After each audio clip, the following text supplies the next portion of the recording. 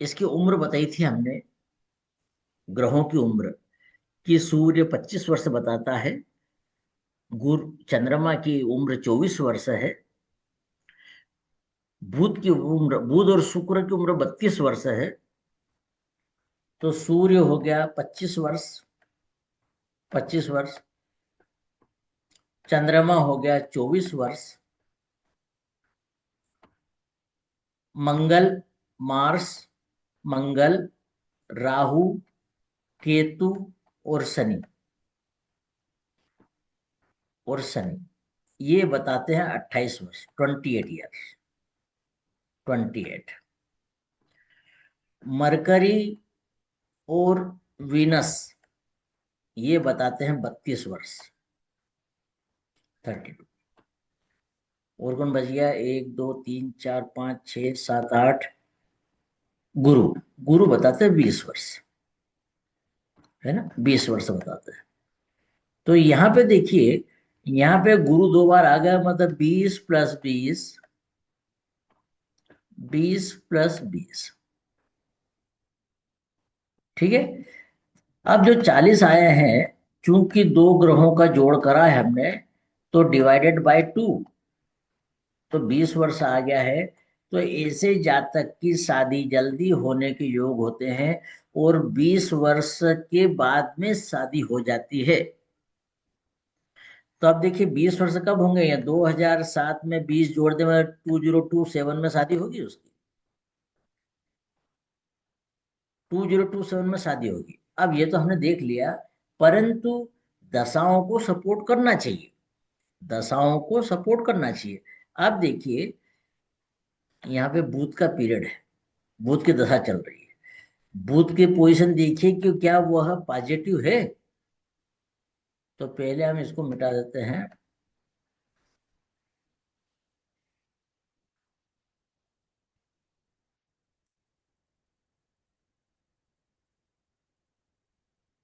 देखिए बुध, बुध क्या बोल रहा है शादी के लिए? बुध की देखिए, बुध मंगल राहु का है, मंगल राहु। मंगल को देखिए यहाँ पे, मंगल कहीं का भी सब लॉर्ड नहीं है, मंगल कहीं का भी स्टार लॉर्ड नहीं है। मंगल यहाँ से चतुर्थ भाव में बैठा हुआ है, चलित कुंडली में चतुर्थ भाव में आ गया है। तो ये हो गया 4। राहु को देखिए, राहु है अष्टम भाव में, अष्टम भाव का है राहु, ये राहु अष्टम भाव, ठीक है। अब मंगल, मंगल राहु का जो पीरियड है, तो यहाँ पे क्या हो गया? 4 और 8 हो गया है, 4 8। तो हम इसको सप्तम भाव से गिने कि सप्तम भाव से इसकी पोजीशन क्या रहेगी? क्योंकि यहाँ पे 4 और 8 भाव आ गए हैं, जो यह बता रहे हैं कि हमको शादी से मतलब नहीं है, हमको प्रॉपर्टी के बात करवा लीजिए, एजुकेशन की बात करवा लीजिए, रिसर्च की बात करवा लीजिए, ज्योतिष की बात करा लीजिए। परंतु जातक पूछ रहा है कि क्या इस उम्र में शादी हो सकती है, तो हमको इस 7वें भाव से इसको गिनना पड़ेगा। तो 7 से 4 को गिना हमने, 10 आया। इस 10 से हमको 8 को गिनना है। 10 11 12, 1 2 3 4 5 6 7 8, 11वां भाव आया है। तो ये कह रहा है शादी के लिए मैं पॉजिटिव हूँ, शादी हो सकती है, ठीक है, शादी हो सकती है। तो हम बोलेंगे साहब बुध के पीरियड में शादी हो सकती है, ठीक है, बुध के पीरियड में शादी हो सकती है। अब दूसरा और हमको सूचक देखना है कि दूसरा और कौन सा सूचक बन सकता है जो शादी बताता है। तो देखिए, फिर हम वापस सूचक पे आ जाते हैं। सप्तम भाव को कौन कौन बता रहा था? सप्तम भाव को बता रहा है चंद्रमा, सप्तम भाव को बता रहा है केतु, बस ये दो ही बता रहे हैं, सप्तम भाव, चंद्रमा और केतु। तो ये बुध में जब चंद्रमा का पीरियड आ जाए या केतु का पीरियड आ जाए, तो वो शादी करवाएगा। अब देखिए, अभी वर्तमान में चल रहा है चंद्रमा का पीरियड, चंद्रमा 30 मई 2026 तक की बात कर रहा है। तो 30 मई 2026 तक उसका विवाह हो जाना चाहिए, ठीक है। तो अभी उसके योग चल रहे हैं 30 मई 2026 तक। तो हम बोल सकते हैं कि 30 मई 2026 तक विवाह हो जाएगा। बताइए। तो बोल सकते हैं।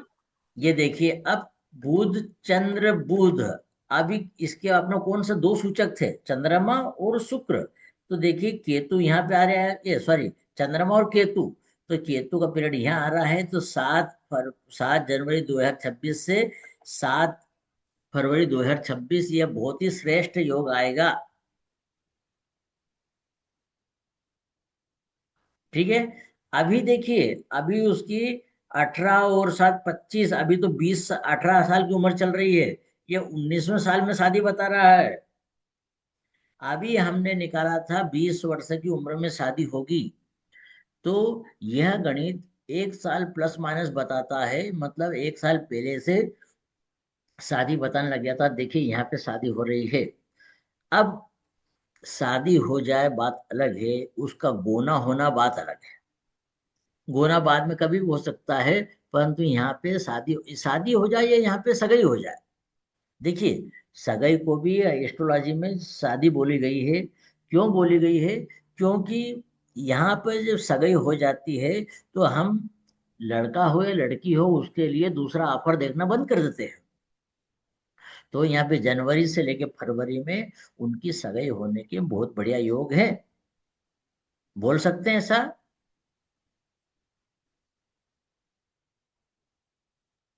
बताइए। जी सर। है ना, बोल सकते हैं ना ऐसा। तो ये इसका यहाँ पे ये पोजीशन आ गई। अब हम ये देख लें कि शादी कब होगी। है ना, तो शादी के लिए जो जो सूचक बनेंगे, वो कौन कौन से बनेंगे?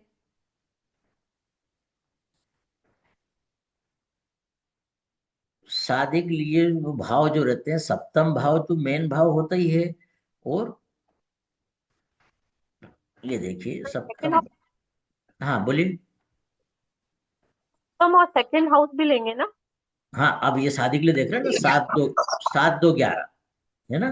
तो सात दो। सप्तम का ये विनस है। विनस के सूचक कौन कौन बने थे? मून और केतु। मून और केतु बने। ये केतु। दूसरे भाव को देखिए। दूसरे भाव का गुरु है, तो गुरु का सूचक अकेला ये शुक्र ही बना है। वीनस। दूसरे भाव का विनस बना है। और तीसरे भाव 11 का कौन है? 11 का गुरु है, तो उसका विनस बना है। तो मात्र ये तीन ही सूचक बने हैं। मात्र तीन ही सूचक बने हैं। तो देखिए ये यहाँ पर ये वाला पीरियड बता रहा है, ये वाला पीरियड, ये कि ये केतु वाला पीरियड में सगाई और शादी हो सकती है। ठीक है। कुछ कंफ्यूजन हो तो बताइए।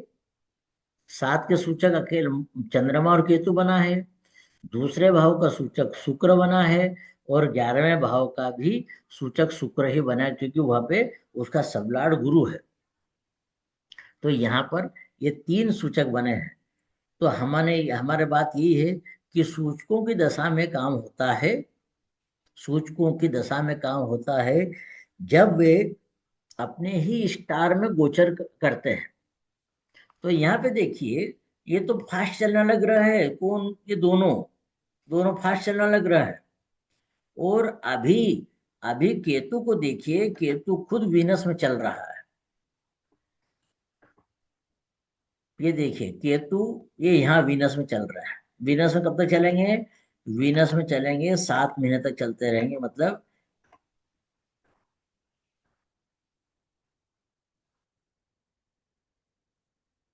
ये देखिए वीनस में जाएंगे। वीनस में 31 मार्च तक रहेंगे। उसका केतु का पीरियड आ जाएगा 7 महीने का। तो मतलब कोई बात नहीं है, मार्च तक शादी हो जाएगी। और नहीं तो आगामी 7 महीने में फिर शादी का अच्छे योग हैं। यदि यहाँ पे नहीं होती है, तो शुक्र के पीरियड में शादी हो जाएगी। मतलब ये देखिए मई 2026 तक का पीरियड है उसका। तो हम ये बोल सकते हैं कि यहाँ से लेकर के मई 2026 तक उसका विवाह हो जाएगा।